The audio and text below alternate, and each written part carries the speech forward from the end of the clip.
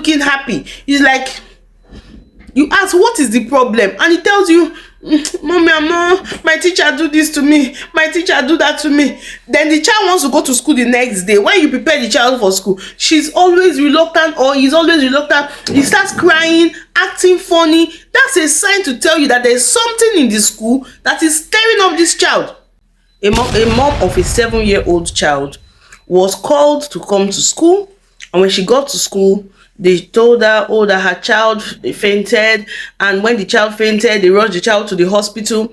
So they told her the name of the hospital where they are taking the child to. She rushed down to the hospital, and she was told in the hospital that her child had, died. So she was like, how? I bathed this child in the morning, baby is healthy. Before she left home, she was very healthy. What happened? So they now said, they don't know what happened. The teachers, everybody was like, oh, they don't know. So she had to go back to this she had to go back to the school, where she met some of the child's classmates. Then she asked one of them, what happened to your friend? What happened? He said the teacher asked him a question, and when the teacher asked her a question, she could not respond. The teacher now used a rule. That rule they used to point, that big rule, not the cane, no, the rule, because most schools don't allow cane. So she used the rule to hit the child on the head. And as she hit the child on the head, the child fell down, and that was it. So now I decided to call for this parent teachers association meeting, because it is becoming too rampant. The other day, a parent in Anambra State also cried out, where a 3-year-old child was flogged on the leg, where a 3-year-old child was, cane on the leg, that back leg. Now, let's start by asking ourselves, if a child knows everything, what's the essence of coming to school? Why do parents actually bring their children to school? Children are brought to school for educational purpose so that they can learn. A child that already knows does not need you as a teacher. A child that already knows does not need to come to school. So the fact that a child is in school is for you to teach. And you teach, you don't see, if first of all, if you have hot temper as a teacher, please resign. Because two things will only happen to you. If your hot temper does not put you in trouble, one day a parent, you are going to do something wrong to their child, will come without police, and the parent will do what he wants to do with you. How do you explain using a rule on the head of a child? Some of us who are parents, we've never beaten our children on the head. Personally, I don't beat on the head. If I talk, it's too much for me. I spank you, yes. You don't beat on the head. I'm not talking for people who are there for abroad, though. You both parents, when they touch on their children, who will they touch? You do something when you like, you spank your bum. Does not mean that you carry stick on the head. That's absolutely wrong. And a teacher will only do that based on anger. Based on anger. I have taught, and I taught one of the most difficult class. In case you don't know, you see, nursery is the most difficult class to teach, because that's the foundation. A child who does not know how to write ABC 1 2 3 in nursery will find it difficult when they get to primary to be able to read, you understand, to do addition. So this is the basic. When you are able to teach such class, you know that, so tell me how you go and carry a 3-year-old and use cane on the leg. Maybe because the child cannot write 1 2 3 to 10 or 1 2 3 to 50, or no, it's absolutely wrong. Now, to you parents, please always listen to your children. Listen to your children. If a child starts complaining about their school, about their teacher, it is best you change that child.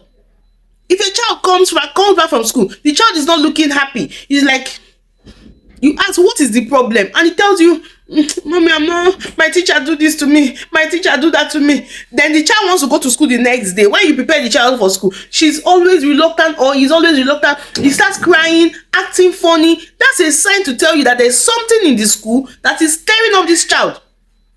At the beginning of the term, when a child is resuming school, most times they are, kind of pulling back, especially if it's a new school.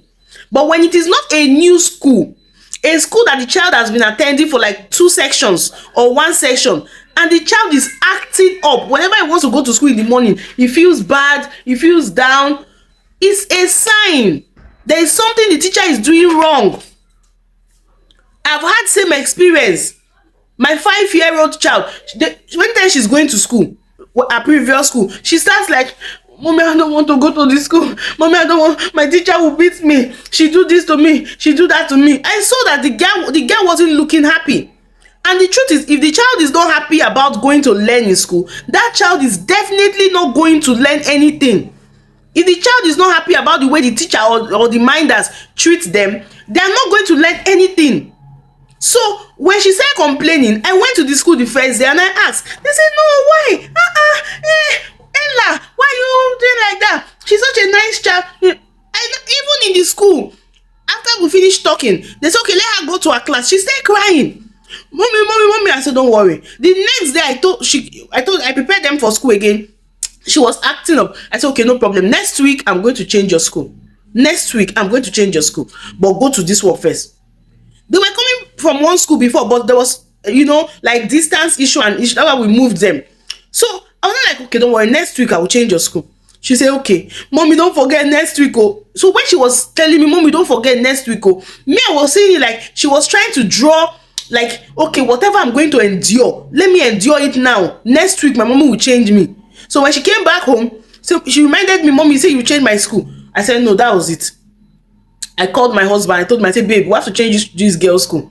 She's crying. She's not okay with the school. She's not comfortable with the teachers and the minders. And if she is not comfortable, she won't be able to learn anything. And truly, that child wasn't doing very well. Now, when I changed that child's school to a different school, guys, I cannot even tell you, like, she's 5 years old. She came out best in their mathematics. Not anyhow school, better Montessori school. All the sounds, she now know how to read. Somebody that were always like, come and do your book, go and do this, go and do that. Now she will carry something, mommy, I want to read it for you. So okay, go ahead, she will read it. Go and do this, or she will do it. Because why? This school's teacher, the new school's teacher, has instructional materials. There are some ways that they teach in a very friendly way. Like when she comes and say, oh, living things in the sea, animals in the water, animals in the land. This school has like a whole forest like a whole forest in their classroom.